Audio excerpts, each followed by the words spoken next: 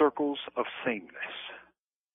Imagine being Van Jones, a young black man, a graduate of one of the best law schools in America, Yale, who, from a poor family, uses his gifts and energies not to make a buck for Wall Street or Dow Jones, but to make a difference in his neighborhood in Oakland, California, by community organizing around communal problems, jobs, police violence, clean energy, education.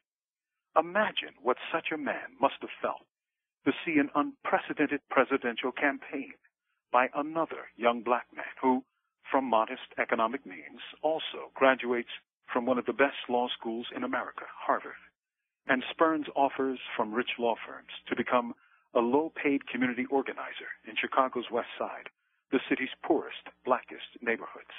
Why, he must have felt that this was a man after his own heart, a man who came from the poor and returned to the poor to serve and organize amongst them.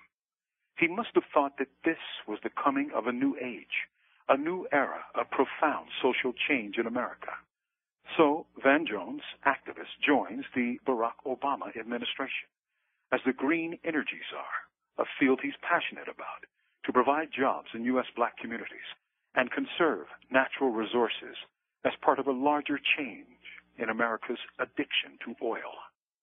But almost immediately, Jones comes under attack from forces in America that really don't want change. Egged on by conservative shout show hosts, Jones was being labeled racist, and that old Cold War charge that should have died with the fall of the Soviet Union, communist. This should have had little effect on a president who has been called racist and socialist by some people.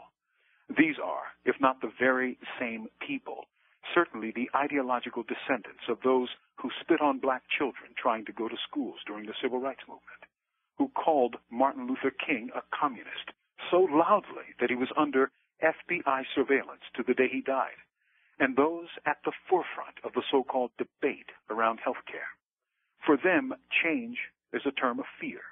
In their dark imagination, the only people who want change are communists. It shouldn't have had an effect, but it did. Jones resigned to protect the president who wouldn't protect him. It reminded me of Lani Guinier, another brilliant Yale-trained black lawyer, who got left hanging when racists dubbed her quota queen when she was nominated to a Justice Department post under Bill Clinton. The more things change.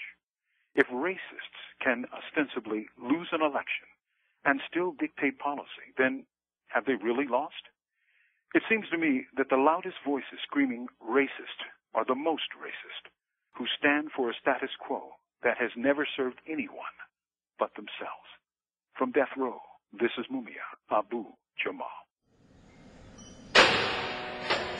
These commentaries are recorded by Noel Hanrahan of Prison Radio.